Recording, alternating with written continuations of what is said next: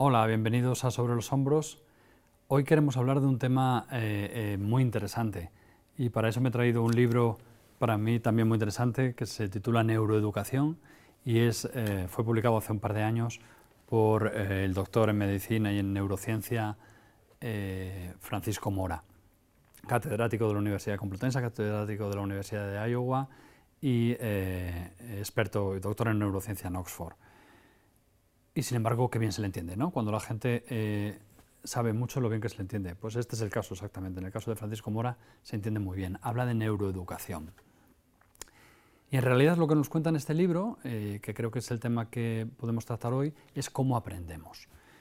Cuál es el proceso de adquisición del conocimiento, cómo llegamos a aprender. Y el señor Mora lo explica de una forma muy didáctica y muy sencilla, partiendo de conceptos neurológicos complicados. Viene a contar que, perdone si él me escucha y si no es exacto, pero que el aprendizaje es un proceso secuenciado, es un proceso que necesita seguir una serie de pasos para poder cumplirse. El primer paso que necesitamos para aprender es que el aprendizaje se produzca bajo un estado emocional adecuado. Es decir, hay estados emocionales incompatibles con el aprendizaje. El primero que se me ocurre y el más evidente es el miedo. El miedo es un estado absolutamente incompatible con el aprendizaje. Por eso cuando tenemos pacientes, sobre todo niños, que sufren situaciones de gran tensión o estrés, a veces vemos un bajón repentino en los estudios, un estado emocional incompatible con el aprendizaje. La emoción, sin una emoción positiva no hay aprendizaje.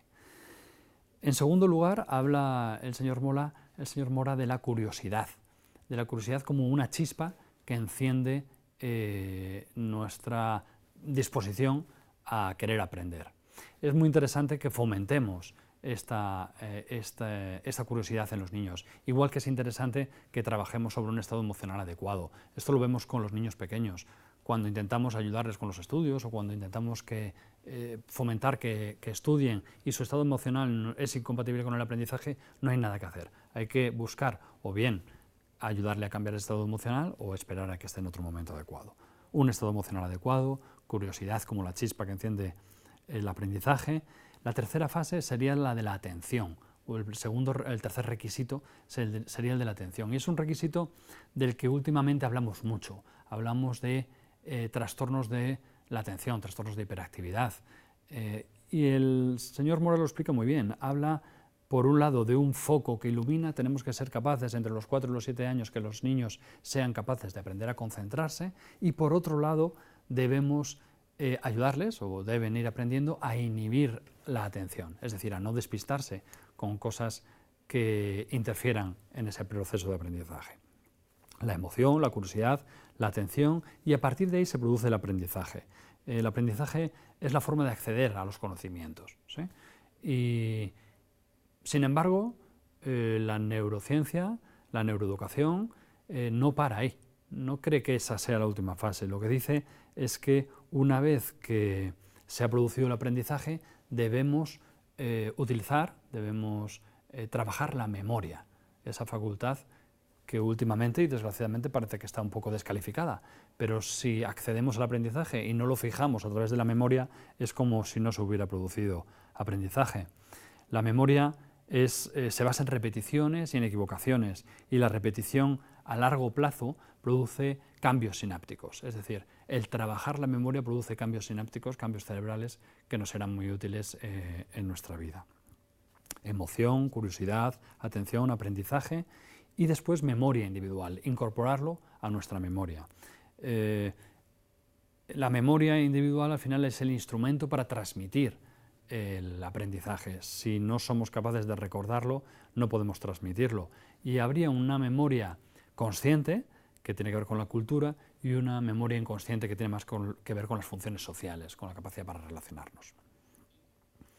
Y por último, como última capa de esta cebolla que describe don Francisco Mora, habla de la memoria colectiva, de la cultura.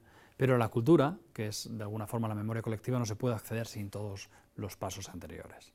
Es muy interesante, muy recomendable todo el tema de la neuroeducación, en mi opinión, no solo para profesionales o para maestros, sino también para padres que queramos ayudar a nuestros hijos a tener un mejor acceso al conocimiento y para todos los profesionales que queremos saber cómo se aprende, no solo enseñar, sino aprender cómo se enseña o cómo se transmite el conocimiento.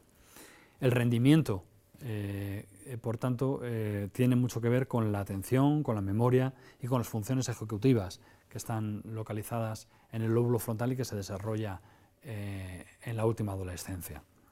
El rendimiento académico, el rendimiento intelectual, está muy influenciado, y en esto insistimos siempre desde las consultas psicólogos, psiquiatras, neurólogos, está muy influenciado por dos factores fundamentales que tienen que acompañar al aprendizaje y a la infancia: el sueño y la alimentación. Parecen otra vez obviedades, pero lo primero que preguntamos cuando recibimos a un niño que tiene problemas de atención o de conducta es por su alimentación y por sus horas y por la calidad de su sueño. Y por último, comentar que el proceso de adquisición del conocimiento que hemos mencionado tiene mucho que ver con las nuevas formas de educación, de neuroeducación, que se están aplicando en las aulas. En la educación por proyectos, en la que primero hablamos de un tema, generamos esa curiosidad, esa emoción positiva, el Camino de Santiago, por ejemplo, y después vamos incorporando todas las materias a ese tema, ¿sí? El Camino de Santiago es literatura. El Camino de Santiago es cultura, es astrología. El Camino de Santiago son matemáticas, es ciencia, es arte. Lo incorporamos todo dentro, pero primero partimos de una emoción positiva, generamos una curiosidad y a partir de ahí captamos la atención y conseguimos un mejor aprendizaje. Sin dejar de recordar que hay que insistir en la práctica memorística para que ese aprendizaje sea adecuado. En fin, el proceso de adquisición del conocimiento, un tema muy interesante.